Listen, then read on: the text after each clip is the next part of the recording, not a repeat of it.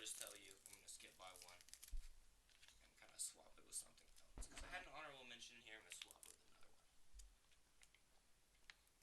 At number 5, we have Miami. Ever since Tyler Van Dyke got hurt, your season's just done for. But y'all aren't only a mess on the field.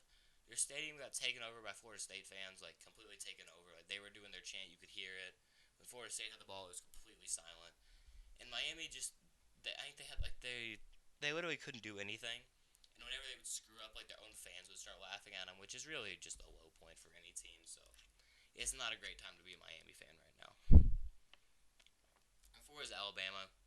All right, here's the thing: they're still in the top 15, but Alabama fans don't know how to lose, and trust me, I know that for a fact. And this would be considered a bad season by your standards. And here's the thing: what did you think you were getting when you hired Bill O'Brien? I can tell you from as a Texans fan, don't hire him. He's not good at his job. Like, who needs to tell you that? Like, come on, Saban, you should have known better than that. And this is what I'm gonna swap. I'll talk about that later. So this is number 3. I have Purdue. You made Iowa's offense look good. I don't know if Iowa actually did what I said and changed up stuff.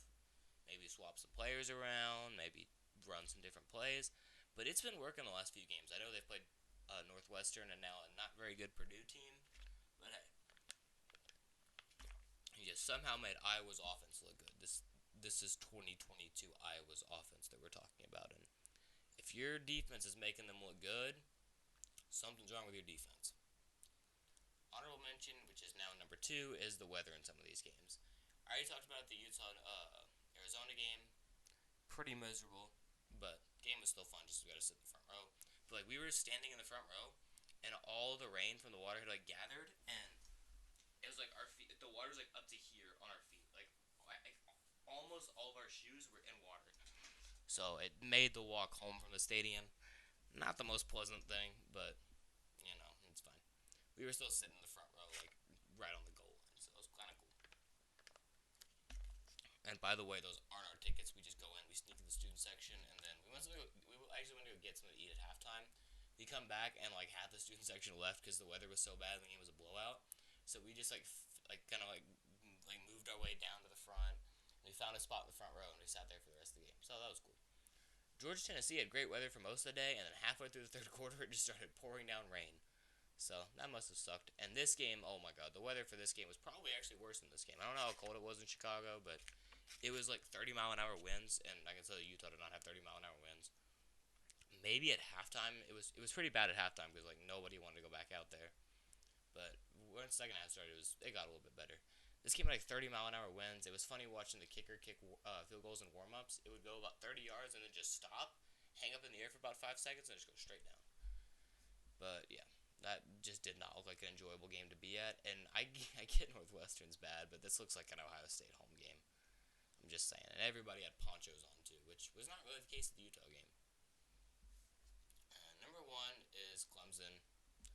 We all knew you were overrated, but you actually got embarrassed by a Notre Dame team who lost to Marshall. I know I've said that about 10 times already, but I'm going to say it some more.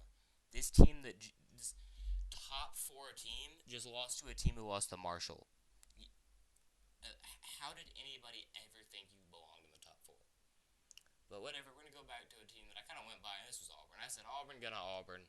They Auburn, but I got to give credit. Auburn was down 24-3 at one point. And they came back to tie at 24-24. Like, good job.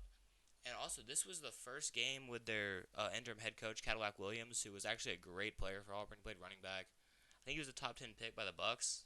Didn't really work out in the NFL. He was good for a few years, but he was a running back, so obviously his career was a lot shorter than most other players. But he was a great player at Auburn. And he was hired as an assistant, and then he was promoted to the interim head coaching job.